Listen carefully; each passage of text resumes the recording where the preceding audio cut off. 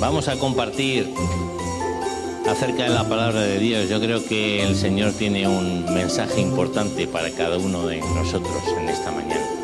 Y con esa confianza nos acercamos a la palabra. Vosotros además sois especialmente privilegiados porque, a ver, ¿cuántas iglesias pueden decir que ha venido un ángel a hablarle de las buenas nuevas? Pues vosotros sí, aunque sea de nombre,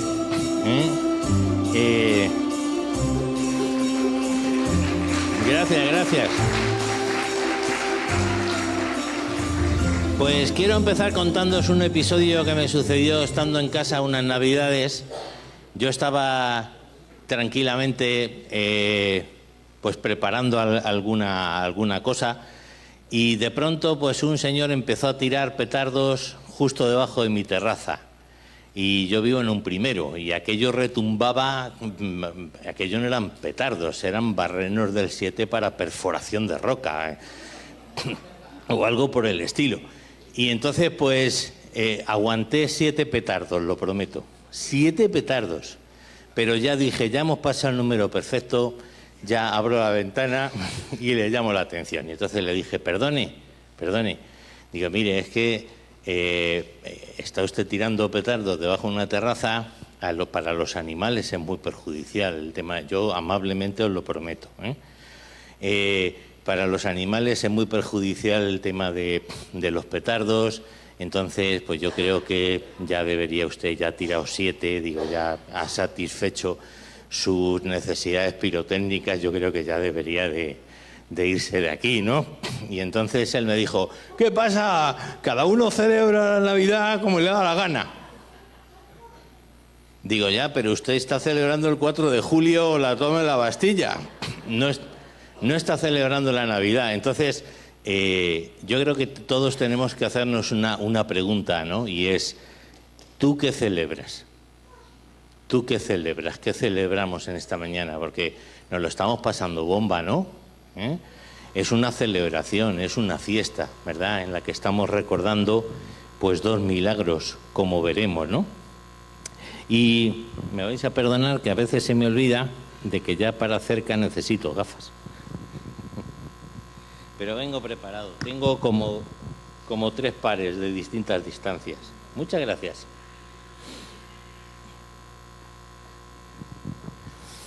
La verdad es que como creyentes celebramos la Navidad todos los días del año, ¿cierto?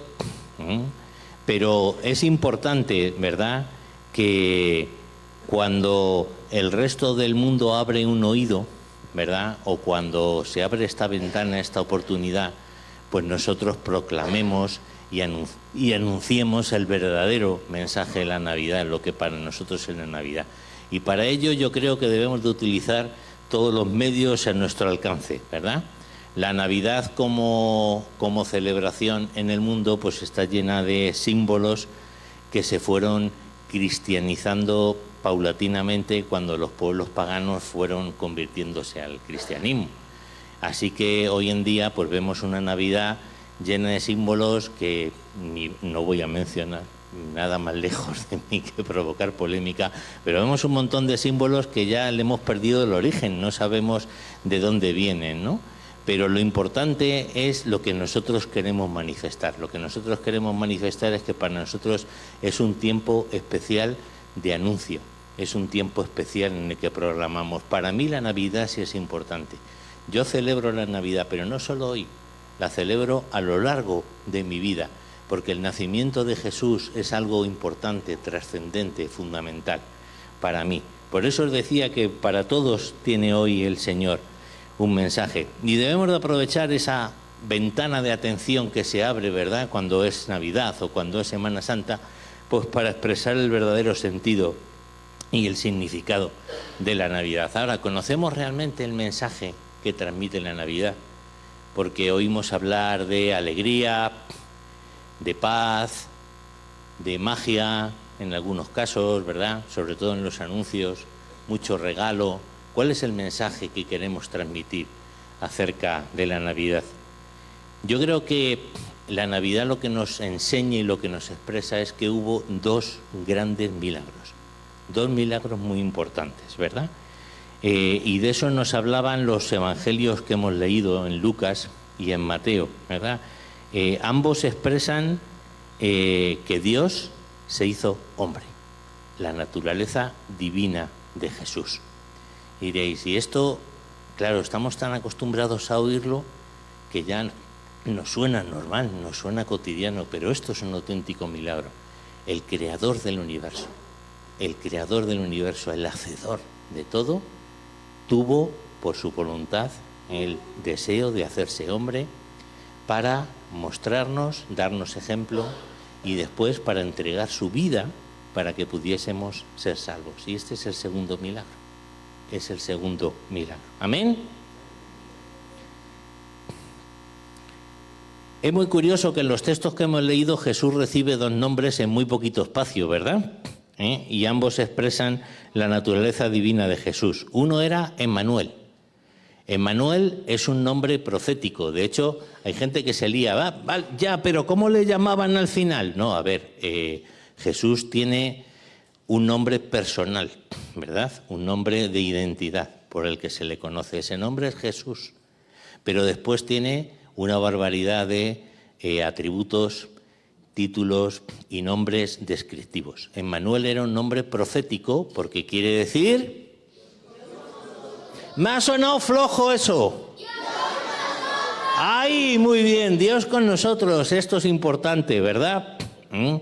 Dios con nosotros. El nombre aparece en la profecía que Isaías proclama ante Acaz, que en Isaías 7:14 dice: «He aquí que una virgen concebirá y dará a luz un hijo, y llamarán su nombre Emmanuel, Dios con nosotros».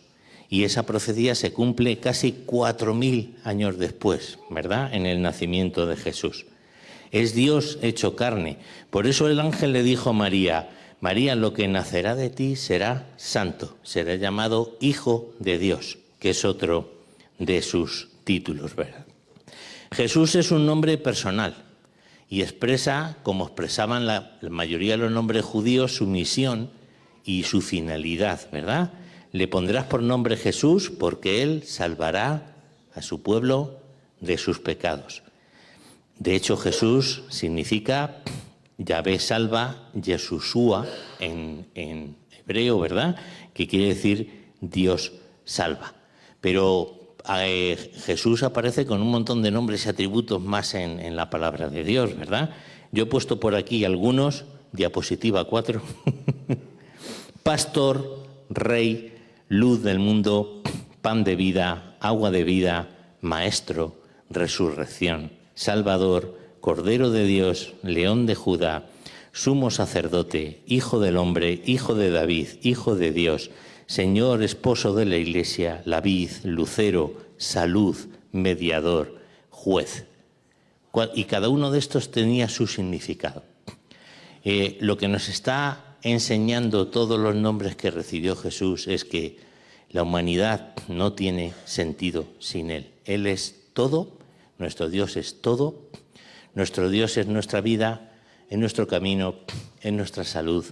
Y si no reconocemos eso, pobre Navidad vamos a poder celebrar, ¿verdad? Esa es la Navidad y este es el sentido y el significado que proclamamos, que cantamos, que bailamos, como hemos podido ver. El anuncio a los pastores nos habla también cómo sería cumplida la misión de Salvador. Como os decía, la celebración, llamémosle mundana, de la Navidad, tiene un montón de símbolos de los que ya hemos perdido de vista el significado y, sin embargo, ignoramos otros símbolos preciosos. Fijaos en las palabras del ángel a los pastores en Lucas 2, versículos 10 al 12. Dice: «No temáis, porque aquí os doy nuevas de gran gozo, que será para todo el pueblo, que os ha nacido hoy en la ciudad de David un Salvador, que es Cristo el Señor». Y dice: «Esto os servirá de señal». esto os servirá de señal, 2 puntos. Hallaréis al niño envuelto en pañales, acostado en un pesebre. ¿Y qué señal era esta? Pues algo que los pastores iban a entender a la perfección. Porque sabéis que había un rito judío por el cual se sacrificaba un animal en propiciación por los pecados del pueblo. Y ese animal tenía que ser perfecto, sin heridas, sin máculas. ¿Y qué es lo que hacían los pastores? Preservaban a los animales sacrificiales. ¿Y cómo los preservaban? En los pesebres. Nosotros hemos entendido que un pesebre es una cuna, no, un pesebre es un establo donde había abrevaderos, ¿vale?, que eran de paja, de madera, de piedra, o eran de barro, de adobe. Y en estos abrevaderos llenos de paja se envolvía con tela al animal para que no sufriese ningún daño. Y fijaros que lo que le está describiendo el ángel a los pastores es cómo se van a encontrar al niño. Se lo van a encontrar igual que a un cordero sacrificial. Se lo van a encontrar representando cuál va a ser su misión, ¿verdad? Su misión va a ser morir en la cruz por los pecados de cada uno de nosotros. Ellos lo iban a entender y por lo tanto lo iban a proclamar, ¿verdad? También hay un factor importante por parte de la humildad de los pastores que lo iban a comprender y lo iban a anunciar, porque las autoridades religiosas, muy al contrario, y como veríamos a lo largo de la vida de Jesús, lo iban a negar. Así que cuando dice envuelto en pañales, acostado en un pesebre o envuelto en telas, como traduce alguna versión, los pañales eran eso. Nosotros ahora tenemos la imagen de un ordodot, ¿verdad? Perdón por la marca, no recibo comisión, ¿vale? Pero no, en realidad eran unas telas, ¿verdad?, que envolvía al animal para que no sufriese daño. Así que cuando hablamos de la humildad de Jesús, la humildad fue hasta el extremo. Más humilde, menos orgulloso no podía ser. Cómo se mostró, ¿verdad?, el nacimiento de Jesús como ese cordero sacrificial que iba a ser entregado por los pecados del mundo. Lo mismo podríamos decir de los presentes que trajeron los sabios de Oriente, ¿verdad? Muchas veces los ignoramos, el oro, el incienso y la mirra. A mí me gusta mucho ver a los investigadores que dicen todos estos regalos tenían sentido. ¿Por qué? Porque José y María iban a tener que huir literalmente hacia Egipto. Eso no era un viaje fácil y eso necesitaba medios para poder desarrollarlo, porque no pensaremos que José iba fabricando mesas por el camino, ¿verdad?, para poder sobrevivir. Los reyes le dijeron, toma lo que necesitas, ¿verdad?, para este viaje que tienes que hacer, pero cada una de estas cosas tenía su significado. El oro era con el que se reconocía las divinidades, todas las divinidades se representaban en oro, así que el oro era una manera de reconocer la divinidad de Cristo, ¿verdad? El incienso se utilizaba para las ofrendas, para la alabanza, ¿verdad? Y entonces estaba representando que la vida de Jesús iba a ser ofrendada, iba a ser quemada como ofrenda grata al Señor por la humanidad. Y por último, la mirra. La mirra era un aceite, ¿verdad?, o un polvo que se convertía en aceite. ¿Sabéis lo que se hacía con la mirra? Se utilizaba para embalsamar. Me diría, hijo, nos estás estropeando la alegría navideña, porque este es el mensaje de la Navidad.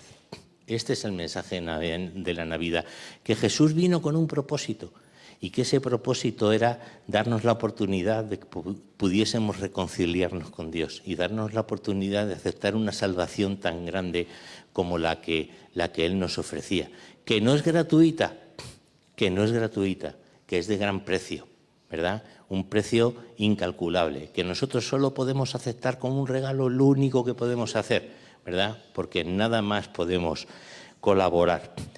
Símbolos importantes. Así que yo os propongo que a partir de ahora vamos a crear una industria de oro, incienso y mirra.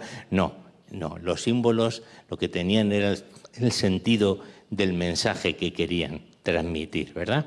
La mirra se daba también junto con vino y se daba a los que eran condenados a muerte. Se les daba, y esto se denominaba hiel. Hiel era como básicamente un adormecedor, ¿verdad?, para que el condenado no protestase. Y sobre todo yo creo que hay un tercer milagro que hasta ahora no he mencionado, que nos habla directamente a cada uno de nosotros en nuestro corazón, que es la disposición de José y de María. Por eso he leído estos versículos al principio, ¿verdad? La disposición de José y María nos sirve a todos como ejemplo, una disposición a obedecer y servir a los propósitos de Dios, aunque a veces no entendamos qué es lo que está sucediendo. José no lo entendía, ¿verdad? Necesitó la ayuda de otro ángel para que se lo comunicase, ¿verdad? Pero al final en los dos hubo una disposición. Y qué grato y qué precioso es que Dios eligiese el entorno perfecto para Jesús, que fue una familia. Una familia. De ahí la importancia de la familia, ¿verdad? Él eligió una familia con personas dispuestas a obedecer, con personas dispuestas a recibir ese mandato y a recibir una responsabilidad tan grande, porque como hemos leído en los textos, ellos eran conscientes, llegó un momento en que eran conscientes de cuál era su misión, pero estaban dispuestos a llevarla a cabo, ¿no? Y muchas veces decimos, bueno, un viaje de Belén a Jerusalén o a Nazaret, bueno, pues tampoco, o sea, tú lo miras en el mapa y tal, claro, estamos pensando en hacerlo por carretera y con GPS, pero esos viajes no eran nada sencillos, no eran nada fáciles, y había que tener, y no os digo nada, a Egipto, ¿verdad? No debió de ser un viaje sencillo, y menos aún si atendemos a la preparación que necesitaron. Así que nos habla de disposición. Fijaros, yo siempre que pienso en José, en María y en José, pienso en 4 virtudes importantes que he representado con una palabra. ¿Habéis oído lo de edificar la casa sobre la roca? Pues la palabra roca nos ayuda a recordar reverencia, obediencia, constancia, alegría o gozo, ¿verdad? Yo son 4 características que encuentro en ellos. Estas mismas características es muy curioso, pero están reflejadas en la oración modelo, en Mateo 6, del 9 al 13, ¿verdad? Reverencia, ¿qué es reverencia? Yo sé que no usamos mucho esta palabra, ¿verdad? Es respeto, veneración y amor. Eso es reverencia. A mí me sorprende en algunas iglesias la reverencia con la que empieza el culto, el cuidado, el respeto, ¿verdad? El silencio. Estamos en la presencia de Dios y eso tiene que ser importante. ¿Amén? La reverencia, el respeto. Y no quiero decir que muchas veces perdamos el respeto, pero a veces da igual lo que se está haciendo en el púlpito, ¿verdad? Que hay un ruido de fondo y se está alabando, pero hay una parte de la iglesia que se está saludando todavía, se está predicando, pero estamos hablando entre nosotros. Es el respeto, ¿verdad? No hacia las personas que lo están haciendo, sino hacia el Señor, ¿no? A tener la concentración necesaria. Veneración y amor. ¿Cómo empieza la oración modelo? ¿Cómo empieza el Padre Nuestro? Empieza: Padre nuestro que estás en los cielos, santificado sea tu nombre. Es decir, que mi comportamiento te santifique, que mi comportamiento demuestre, ¿verdad?, cuál es el lugar que a Dios le corresponde en todo lo que hagamos, en todo lo que hagamos. Amén. ¿Y cómo se expresa? Pues se expresa a través de la alabanza, pero se expresa también a través de la obediencia. La obediencia. En todo momento, toda la primera parte de esta oración le está dando a Dios su lugar, el lugar que le corresponde. Obediencia. Hágase tu voluntad. ¿Qué le dijo María al ángel? Hágase según su palabra, según tu palabra. La constancia o perseverancia, ¿verdad? Qué importante es que como creyentes seamos constantes y perseverantes. ¿Fueron constantes José y María? Fueron constantes, nunca se apartaron de su propósito. De José sabemos poco, pero sí sabemos que Jesús era carpintero de oficio y que siendo carpintero cuidó de su familia. Entonces ahí hubo un padre enseñando, porque era la única manera de aprender el oficio. Un padre encima de ti enseñando, corrigiendo, con calma, ¿verdad? José cumplió su propósito, María cumplió su propósito, ¿verdad? A veces incluso fue un poco impaciente. Oye, que se han quedado sin vino. Pero estaba en su propósito, ¿verdad?